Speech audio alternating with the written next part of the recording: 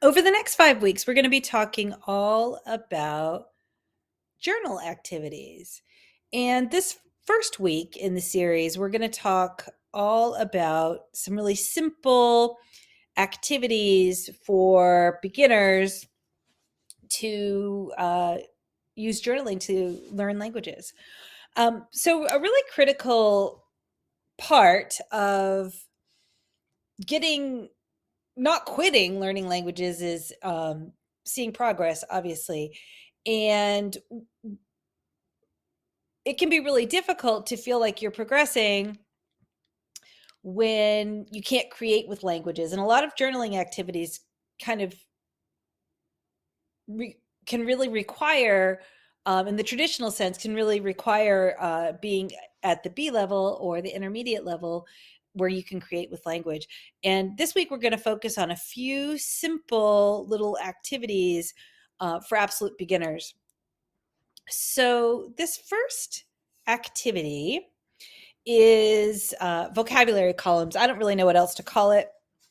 It's really super simple. This is great for beginners. So, if you want to talk about something, you're going to write down the words that you want to learn how to say or practice. And if you see here, this is in French. There's some mistakes in there from the stage I was at, some spelling mistakes, but um, I don't worry too much about that because really, as a beginner, you just want to get communicating.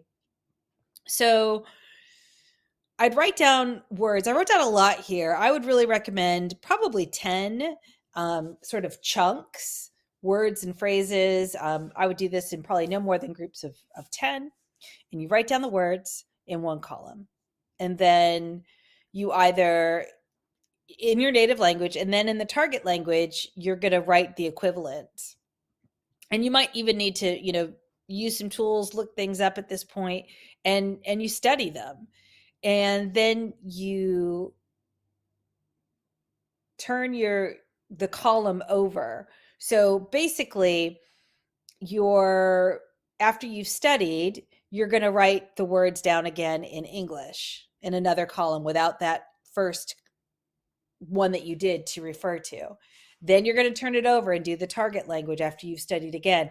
It's really quick. Basically, by the time you've done both sides of the paper, you'll know all the words probably pretty well that you have there. So basically, you're just going between your native language and your target language, and then, studying what you're not getting, and then filling in those gaps.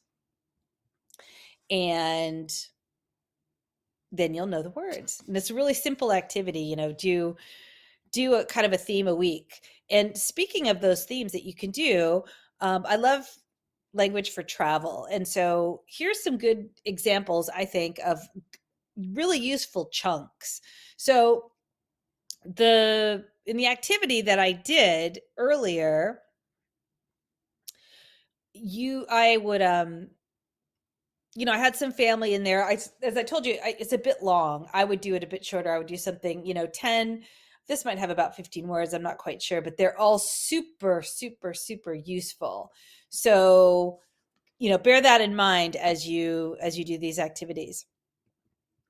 Here's another group of chunks of languages for travel, and which is great for beginners, of course. And so in a journal, a great journaling activity is to sort of make your own phrase books almost, because it's it's useful, it's relevant, it's active, and the focus is all on getting communicating. So you can have your different journal activities where you're thinking about maybe your different situations or different things you would encounter during a trip, and you're collecting those phrases and you're sort of theming them yourself based on how you would use them. So, you know, Google Docs is a great place to do this. I really love Google Docs for this reason because it has built-in dictionary. So if you're missing a word, you can look it up. Of course, Google Translate, there are definitely some things to be cautious about it with, but the great thing is that it's always scanning documents that were translated by human beings. So it's always asking for feedback. So it's constantly getting better and better and better and better and better. The next activity I want to talk about are lists. So this is a great activity for beginners. This is a shopping list I have in French. And basically, it's a really great activity to build your vocabulary, and you can do it on your own. So if you've got a few minutes every day, you can make lists of different themes. This is just a shopping list, but your list can be anything. Your list can be things I like, which we'll talk about in a little bit.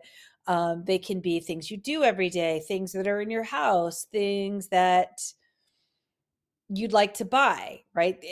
Think of any themed list that you might want, that you might have. And what's great about it, when you sort of center it around the task of something that you want to do, something that you want to accomplish, then you can find that um, you're going to start focusing on the language you want to learn on that real communicative task. So it's really useful and really helpful. So themed lists based on something you want to be able to do in the language. The next one are drawings, and this is great for absolute beginners. That's a terrible drawing you see there that I made. And again, you can do it on your own. You can sit down, you can sketch out something, you can doodle, and then you can label all the parts. People who love to draw love this. I don't love to draw, but I do it because it's a great way to learn vocabulary. And basically, you draw something out and you label it. So it could be a salad, it could be a body, a person, it could be a house, it could be really anything that you want it to be. Any set of nouns. So a great way to learn vocabulary on your own. Likes and dislikes. So I really love to do sort of sorting activities, things I like, things I don't like, things I do every day, things I don't do every day. It's really great for beginners.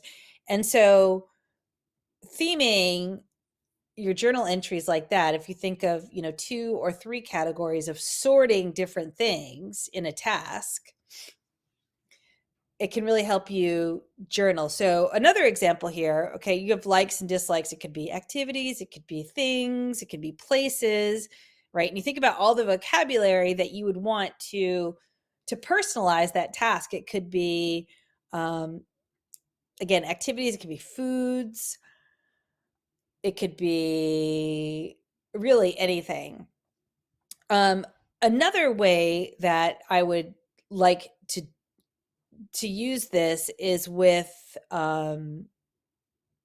reading. So you can organize things in reading. So like things I liked about what I read, things I didn't like about what I read. So then you've got some input and you've got some output there. But really anything, it could be fruits and vegetables. And it's a great way to review vocabulary on your own. And so as you make these lists, you can, start filling in your gaps. Next week, we're going to talk a little bit more about beginning journal activities. Until next time.